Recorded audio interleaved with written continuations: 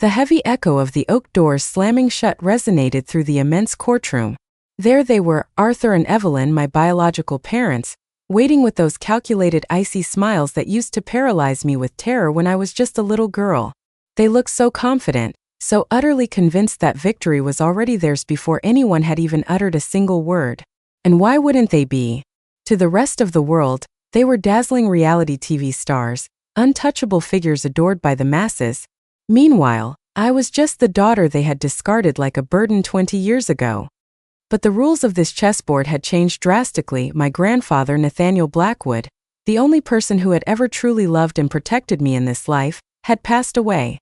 And when he left, he bequeathed every single cent of his multi-billion-dollar empire to me alone.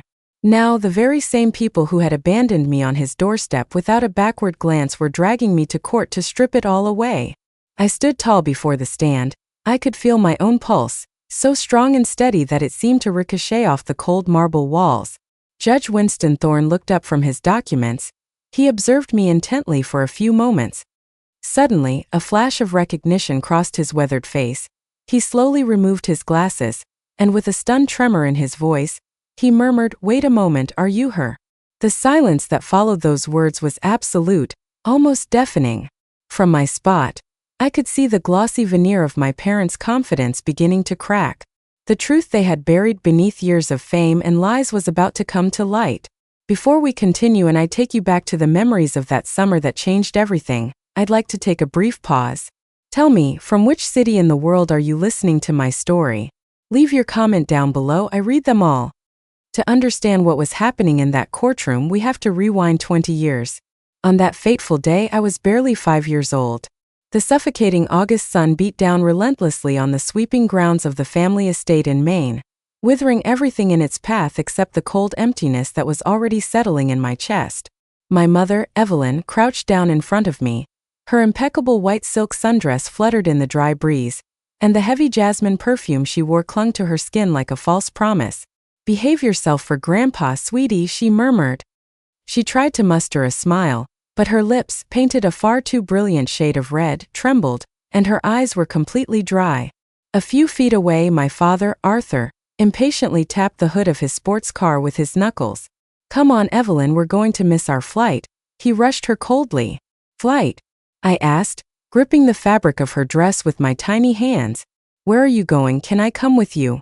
For a fraction of a second, she froze. "It's just a quick business trip, sweetheart. We'll be back very soon." But even with the innocence of a child, I caught the fracture in her voice. She didn't hug me.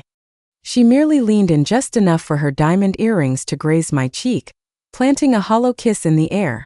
The sound of her stilettos retreating across the flagstones echoed like the countdown of a bomb. The door of the silver sports car slammed shut. The tires crunched against the gravel driveway, and the vehicle vanished behind the massive wrought iron gates. I ran. I ran after them until my lungs burned, until my little legs couldn't carry me anymore, and I collapsed to my knees. The taste of dust and exhaust fumes coated the back of my throat. I screamed their names, but the only answer I got was the whistle of the hot wind and the distant chirping of cicadas. And then, amidst my inconsolable sobbing, a large, firm, and familiar hand rested on my shaking shoulder. It was my grandfather, Nathaniel Blackwood. He knelt beside me with a silent but unbreakable presence.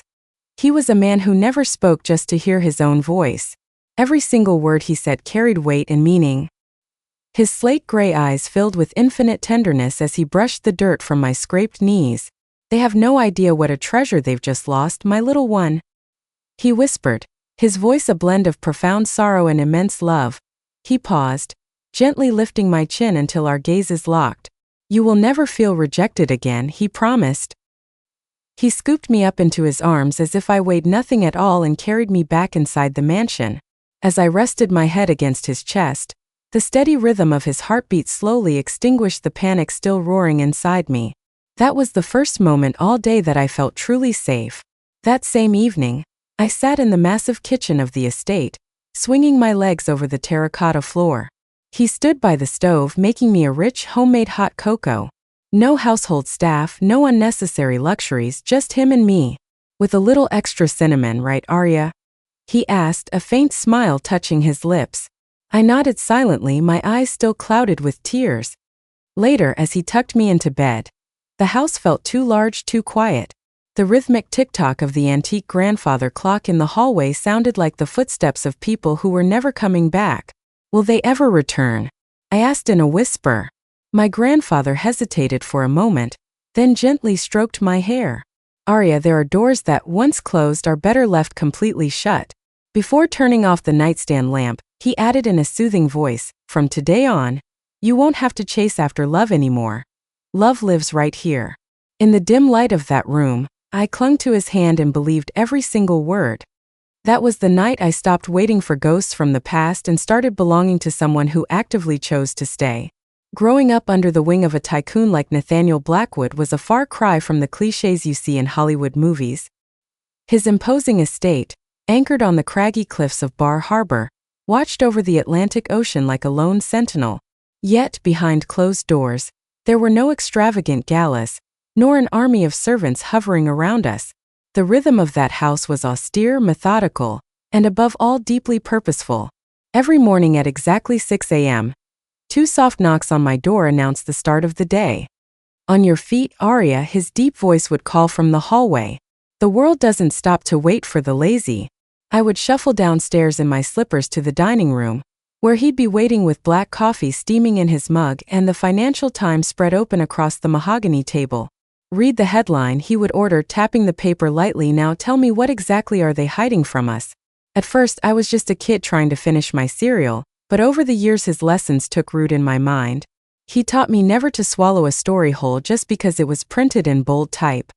The truth, Arya, he used to tell me, is always crouching just beneath the surface. It only reveals itself to those with the courage to dig. He ran Blackwood Shipping, a shipping colossus that connected entire continents. But for my grandfather, integrity weighed infinitely more than the zeros in his bank account. Wealth is like drinking salt water from the ocean, he warned me one afternoon. The more you swallow, the thirstier and crazier you become. Make sure your thirst is worth it. When I turned 16, the ghosts returned. I saw my parents' faces flashing on the television screen. They were walking a red carpet in New York, looking radiant, promoting a new reality show about family redemption. My knuckles turned white from gripping the remote control so hard. Grandpa walked into the living room without making a sound, glanced at the screen and then at me. Do you miss them? He asked. Anger burned in the back of my throat, but my answer was ice cold. Nanamar. He nodded slowly. Good. Longing for people who chose to walk away is like staring at a steel door. You'll miss out on everyone who is still standing there with open arms. That very night, he handed me a brown leather journal with a worn spine. To keep your truth in, because one day the world will try to rewrite it, don't let them. I had no idea that old notebook would become my only suit of armor. The morning his heart stopped beating, the entire world lost its axis. The ocean outside the house was unusually calm, as if it too were holding its breath. I found him in his study, his head bowed over his walnut desk, his reading glasses slipping down the open pages of his diary. The last sentence his fountain pen had traced read, "The truth in the wrong hands becomes poison." I didn't cry immediately. I stood paralyzed, staring at the titan who had filled every void in my existence. And then the grief tore through my chest, sharp, merciless, and unbearable. His funeral gathered the nation's elite, politicians, tech moguls, Supreme Court justices, all eager to be photographed paying their respects to Nathaniel Blackwood. But I didn't want any part in that circus. I just wanted one more hour with him, one last mug of hot cocoa. That was when I saw them in the front row. Arthur and Evelyn, flawless in their designer morning wear, shielded behind opaque sunglasses. My mother dabbed her cheekbones with a lace handkerchief, shedding tears as artificial as her career. My father impatiently checked his watch, as if burying his own father was some chore. After the service, they approached me for the first time in 22 years. Arya, my mother whispered, tilting her head with dramatic flair. You've grown into such a woman. I took a step back, locking my eyes onto her sculpted face. Wow, you remembered my name. Her smile faltered, but quickly reassembled itself. We are family, sweetie, we should reconnect. Family, I repeated, tasting the venom in the word. You left me with him like a piece of excess luggage you couldn't fit in the trunk. Arthur's face hardened. You always did have a flair for the theatrical kid. Before I could fire back, my grandfather's trusted attorney, Elias Mercer, appeared in the stone archway and announced that everyone in the line of succession needed to gather in the library for the reading of the will. We sat around the massive oak table. The tension was thick enough to cut with a knife. Elias cleared his throat, unfolded the heavy paper, and read in a solemn tone. I, Nathaniel Blackwood, leave the entirety of my estates, corporate assets, and liquid financial funds to my sole granddaughter, Arya Blackwood. A stifled gasp filled the room. That is an aberration. Evelyn shrieked, losing all her poise. Arthur slammed his fist against the polished wood. My father was senile. He wasn't in his right mind. Elias Mercer didn't blink. He simply picked up a smaller envelope.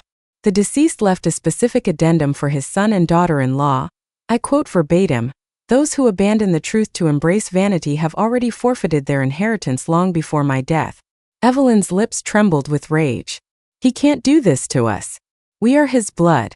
He already gave you the only thing that mattered. Elias shot back coldly, the opportunity to be decent people. You chose to throw it in the trash. I sat frozen, digging my fingernails into my palms until they ached.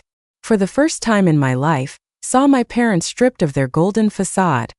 They were exposed, pathetic, and consumed by greed. As the room began to empty, Evelyn turned to me, her eyes spitting fire. "You are going to regret this, Arya. You don't deserve a single brick of what he built." I held her gaze unwavering. "Neither do you." The autumn gales were battering the windows of the estate when hell broke loose once again. A thick manila envelope was waiting in the mailbox at the end of the driveway. No return address. Just my name typed in sterile mechanical font. Arya Blackwood. Tearing open the flap, I expected to find late condolence cards.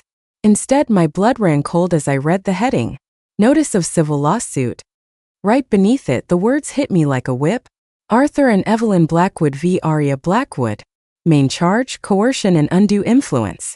My own roots, my own flesh and blood, were taking me to court, accusing me of brainwashing the only man who had ever loved me.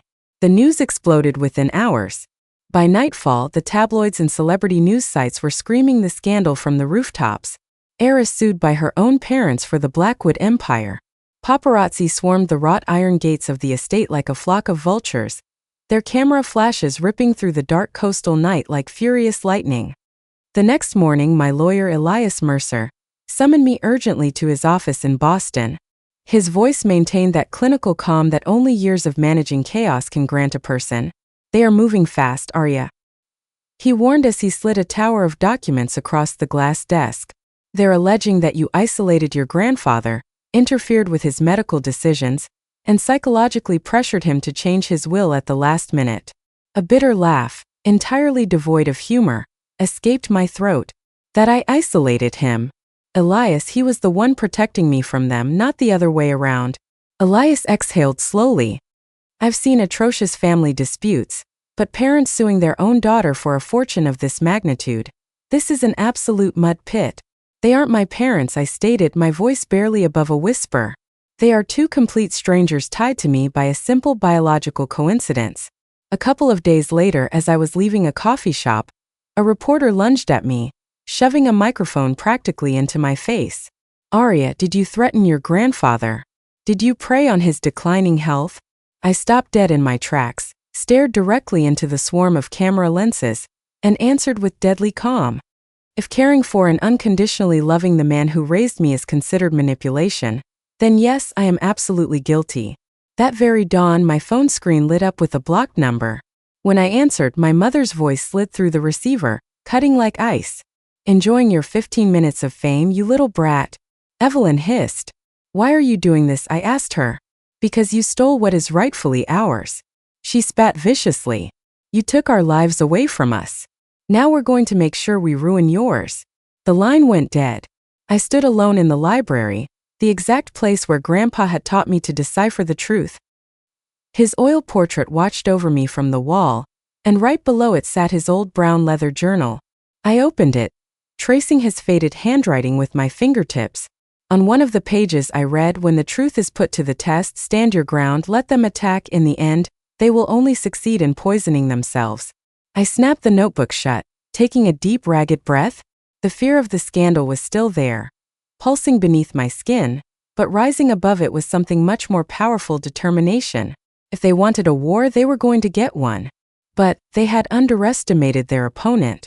They had picked a fight with the wrong Blackwood. On the day of the opening statements, the sky over Boston was leaden and overcast, as if foreshadowing the storm about to unleash inside the courthouse. The marble steps of the building were crawling with bloodthirsty journalists. I didn't know whose reputation was going to die that morning, theirs or mine, but I was done running. The inside of the courtroom smelled of lemon polish, old paper, and palpable tension. My parents were already seated at the plaintiff's table. They were perfectly synchronized for the press cameras. Evelyn looked flawless in a somber black tailored suit. Arthur wore a sharply cut navy blue suit. They didn't look like heartbroken parents. They looked like actors on a stage, rehearsing a victimhood play for their devoted audience. A murmur rippled through the wooden pews as I walked down the center aisle. The click of my heels kept a steady rhythm against the marble, even though my palms were sweating profusely. Elias Mercer leaned toward me, his eyes locked forward. "Keep your cool, Arya, let the facts bulldoze their theatrics," he whispered. At the bench sat Judge Winston Thorne, a magistrate with silver hair and a piercing gaze that missed absolutely nothing. I already told you how he reacted when he saw me, that moment of genuine surprise. What you didn't know is what he said right after. "I was a law clerk for your grandfather, Mr. Blackwood, many years ago," the judge confessed in a low voice, but clear enough for the gallery to fall dead silent. "He told me once, if my granddaughter ever steps foot in your courtroom, listen to her carefully because she will be the only one telling the truth." A collective gasp swept through the spectator seating. Behind me, I could hear the loud grind of my father's jaw clenching in fury. Judge Thorne sat up straight, unyielding. "Let us begin," he ordered with cutting authority. The prosecuting attorney, Victor Sterling, a man with a venomous smile, stood up, striding across the floor. "Your Honor," he began in a silky tone, "this manipulative young woman spun a web around her grandfather, a vulnerable elderly man. We will prove that there was premeditated fraud and coercion." Elias didn't flinch. "We are eager to demolish every single one of those slanderous claims, Your Honor," my lawyer replied. Victor turned toward me, trying to intimidate me. "She looks astonishingly calm for someone accused of stealing $1 billion. I held his stare without blinking. "Composure isn't a symptom of guilt, Mr. Sterling. It's the reflection of having a clean conscience." A ripple of approval buzzed through the audience. The wind was beginning to shift. Over the next few hours, my parents' legal team brought out the heavy artillery. Emails stripped of context, bought-off testimonies from disgruntled former employees, twisted half-sentences. To every single blow, Elias Mercer responded like a concrete wall. Flawless medical records, psychological evaluations, and witnesses whose loyalty to my grandfather's integrity couldn't be bought. But the most visceral attack came when Evelyn, my mother, took the witness stand. Her performance was worthy of an Academy Award. "We just wanted to make up for lost time with our daughter," she whimpered, pressing a silk tissue against her dry eyes. But Arya blocked us at every turn. She forbade us from seeing my father-in-law in his final days. We were just trying to protect the family legacy. Her testimony oozed a victimhood so toxic you could almost smell it. Yet, in my mind, only my grandfather's final warning echoed. The truth in the wrong hands becomes poison, and I finally understood it. Poison only kills you if you let it enter your bloodstream, and I was immune. On the second day of the trial, Elias Mercer rose from his chair. "Inexorable, Your Honor," his deep voice boomed. "The defense wishes to submit a key piece of documentary evidence, private handwritten correspondence from the late Nathaniel Blackwood." At the word correspondence, my mother's spine went rigid, like a bow pulled to its breaking point. She knew what was coming. The judge nodded. "Proceed, Mr. Mercer." Elias looked at me and gave a slight nod. "Miss Blackwood, please take the stand." My pulse thundered in my ears as I crossed the room. I had rehearsed this moment 100 times in the mirror, but being just a few feet away from the two monsters who created me and discarded me made my stomach tie in knots. On the giant screen in the courtroom, a letter was projected. My grandfather's elegant, vigorous handwriting filled the display. "For my beloved Arya," I read aloud, letting my words slice through the chilly air of the courthouse.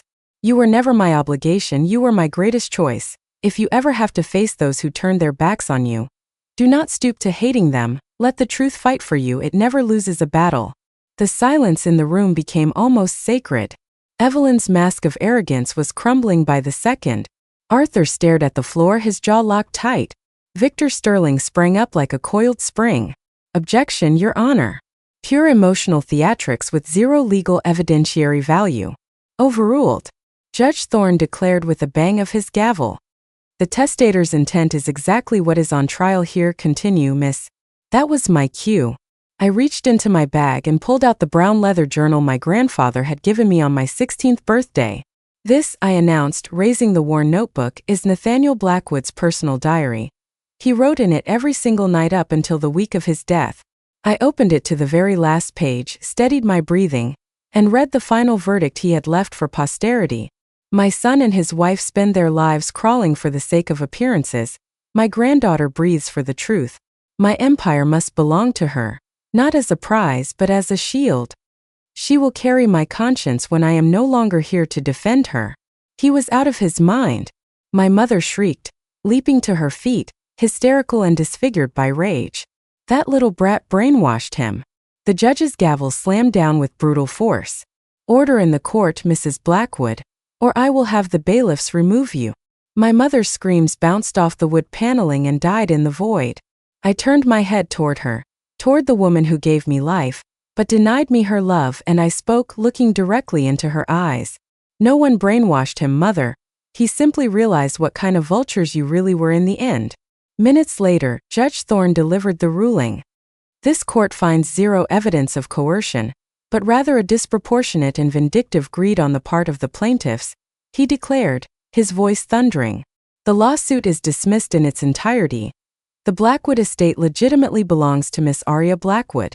He glared down at my parents with disgust and added, Justice does not answer to bloodlines, it answers to the truth. The final crack of the gavel sounded like the gunshot ending a long, grueling war. When we stepped out into the hallway, my legs were trembling slightly. Elias patted my shoulder. It's over, you won. But the victory didn't taste like glory. It tasted like ash, like the desolation of a freshly scorched battlefield. I turned to walk away, but a bony hand clamped shut around my wrist. It was Evelyn. Her manicured nails dug into my skin. You think you're better than us, she hissed, practically spitting the words. You'll end up alone, Aria, alone and bitter, just like that old man. I yanked my arm out of her grip with a sharp motion. I adjusted the collar of my jacket, looked her up and down, and turned my back on her forever with my final sentence. I'd rather be alone for the rest of my life than be as empty as you. I pushed through the courthouse doors out into the blinding New England sun, finally free from their chains. The weeks following the verdict dragged by with a staggering slowness. The media circus packed up its tents, the cameras went hunting for a new scandal, and the Atlantic breeze eventually swept away the forgotten headlines. Legally, the Blackwood Empire, the sprawling estate in Bar Harbor, and my grandfather's fortune belonged to me. Yet, during those first few days, the house felt more like a lavish mausoleum than a home. At night, I would wander down the long corridors, grazing my fingertips against the frames of the oil paintings. It was as if my grandfather's voice was still steeped into the stone walls. Power is just ash if you can't sleep with a clear conscience, Aria. And it was true. For the first time in my life, I slept without the fear of being abandoned, though the ache of his absence still sat heavy on my chest. Until one evening, as the sun was sinking into the ocean, painting the horizon a deep coppery red, my phone screen lit up. An unknown number. I hesitated for a second before swiping to answer. Hello. There was a long silence followed by a ragged sigh. It was Arthur, my father. But the arrogance that had boomed through the courtroom had completely vanished. His voice sounded shattered, as fragile as glass about to break. I read the diaries, he confessed, the words stumbling over one another. My father's notes, I refused to believe it, but I couldn't stop reading. I listened to him swallow hard on the other end of the line. He wrote that I lost myself in my own vanity, that I stopped being his son long before he signed that will. I closed my eyes, resting my forehead against the cool window pane.